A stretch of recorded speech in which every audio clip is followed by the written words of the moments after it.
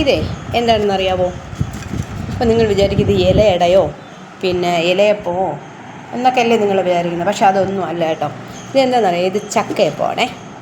ഈ ചക്കയപ്പം ഉണ്ടാക്കുന്നത് ഞാനിതൊന്ന് പൊളിച്ച് കാണിച്ചു തരാവേ.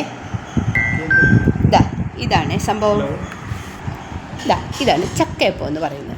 ഇതിനകത്ത് ഇങ്ങനെ തുറുവോ ഒന്നും കാണത്തില്ല, പഴവോ ഒന്നും ഇതിൽ വയ്ക്കേണ്ട ആവശ്യമില്ല. ഈ ഇലയുടെയൊക്കെ ആണെങ്കിൽ ഉണ്ടാക്കുന്നത് ശർക്കരയും തേങ്ങയും ഒക്കെ കൂടെ ആയിരിക്കാം, അല്ലെങ്കിൽ പഴവും തേങ്ങയും ഒക്കെ കൂടെ ആയിരിക്കാം. പക്ഷേ ഇത് അങ്ങനെ ഒന്നുമല്ല കേട്ടോ. ഞാനിതൊന്ന് മുറിച്ച് കാണിച്ചു തരാവേ. കണ്ടോ, ഇതാണ് സംഭവം. ഇതിൽ ചേർക്കുന്നത് എന്തെന്ന് പറഞ്ഞാൽ ഒന്നുകിൽ ഗോതമ്പ് മാവ് അല്ലെങ്കിൽ അരിമാവ്, നല്ല പഴുത്ത ചക്കയുണ്ടല്ലോ, കൂഴച്ചക്കയോ ഒരിക്കച്ചക്കയോ എന്ത് വേണോ ആവാം. അതിൻ്റെ കൂടെ ഒരല്പം തേങ്ങയും കൂടെ ഇട്ടിട്ട് ഒന്ന് മിക്സിയിലിട്ട് ഒന്ന് അടിച്ചിട്ട് ഇതുപോലെ നമ്മുടെ ഇലയിൽ ഇങ്ങനെ ഇലയുടെ ഉണ്ടാക്കുന്നത് പോലെ ഉണ്ടാക്കിയെടുക്കാം. ഭയങ്കര ടേസ്റ്റാണ് കേട്ടോ. ഇതിൻ്റെ കൂടെ വേണമെങ്കിൽ ഒരു ഏലക്ക കൂടെ വേണമെങ്കിലും ചേർക്കാം. ഞാനിതിൽ ചേർത്തിട്ടില്ല, അത് ഓപ്ഷനിലാണ്, വേണമെങ്കിൽ ചേർത്താൽ മതി. ചിലർക്ക് ഏലക്കായുടെ മണം ഒരു സ്മെല്ലുണ്ടല്ലോ, അത് പിടിക്കത്തില്ല, അതുകൊണ്ടാണ് ചേർക്കാത്തത്. ഞാൻ ചേർത്തിട്ടില്ല.